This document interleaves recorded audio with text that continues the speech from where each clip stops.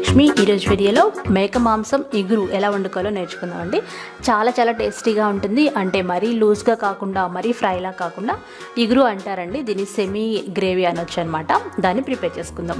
బిర్యానీలోకి, అన్నంలోకి, రోటీ చపాతీలోకి సూపర్గా ఉంటుంది. అన్నంలోకి అయితే రసం కానీ పప్పుచారు కానీ పెట్టుకోండి, భలే బాగుంటుంది అనమాట.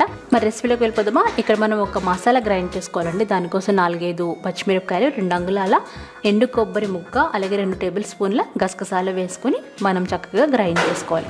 కొంచెం వాటర్ పోసి గ్రైండ్ చేసి పక్కన పెట్టుకోవాలి. ఆ తర్వాత 1/2 కేజీ మటన్ని శుభ్రంగా కడిగి పెట్టుకోవాలి. ఇప్పుడు అందులో మనం గ్రైండ్ చేసి పెట్టుకున్న పచ్చిమిర్చి పేస్ట్ వేసేయాలి. తర్వాత అందులో 1/2 టీ స్పూన్ పసుపు, 1 టీ స్పూన్ కారం వేయాలి.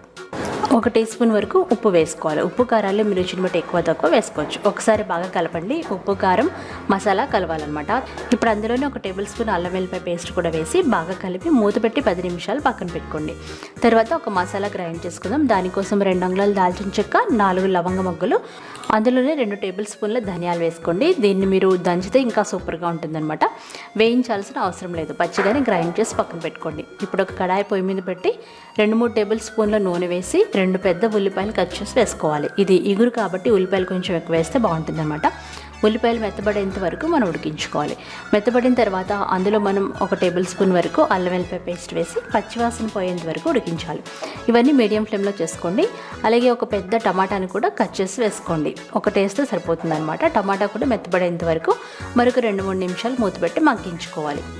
మటన్ ఇగురుకు మాత్రం లేత మాంసం తీసుకుంటే బాగుంటుందండి. బోన్లెస్ కానీ బోన్దైనా మీ ఇష్టం అనమాట. ఇక్కడ నేను బోన్లెస్ మటన్ తీసుకున్నాను, లేత మాంసం. ఇప్పుడు అందులో 1 టీ స్పూన్ ఉప్పు, 2 టీ స్పూన్ల కారం వేయాలి. మటన్ కానీ చికెన్లో కానీ కొంచెం కారం ఎక్కువ పడితే బాగుంటుంది అనమాట. మీరు కావాలంటే తగ్గించుకోవచ్చు. ఇప్పుడు అందులో 100 ml నుండి 1/2 లీటర్ వరకు నీళ్ళు పోసుకోవాలి. లేత మాంసం అయితే 100 ml నీళ్ళు పోస్తే సరిపోతుంది. మీడియం ఫ్లేమ్లో పెట్టుకొని 15-20 నిమిషాలు ఉడికించుకోవాలి. ఇలా ఉడుకుతూ ఉండగానే మనం గ్రైండ్ చేసి పెట్టుకున్న మసాలా వేసేయాలి. మసాలా వేసేసి మనం చక్కగా ఉడికించుకోవాలి. ముక్క మెత్తబడేంత వరకు ఉడికించాలండి. ఇక్కడ నేను 20 నిమిషాల వరకు ఉడికించాను. సేమ్ మీరు ఇలాగే కుక్కర్లో కూడా పెట్టుకోవచ్చు. కుక్కర్లో అయితే 5-6 విజిల్స్ ఉడికించుకోండి. అంతేనండి, సూపర్ టేస్టీగా ఉంటుంది. ఆఖరిగా కొత్తిమీర చల్లి గార్నిష్ చేసుకోండి. ఎంత రుచిగా ఉండే మటన్ ఇగురు మీరు ట్రై చేయండి, నాకు ఫీడ్బ్యాక్ పంపించండి. యాక్చువల్లీ ఇది సండే స్పెషల్ రెసిపీ అనమాట. మీకు నచ్చితే లైక్ చేయండి, షేర్ చేయండి. బాయ్.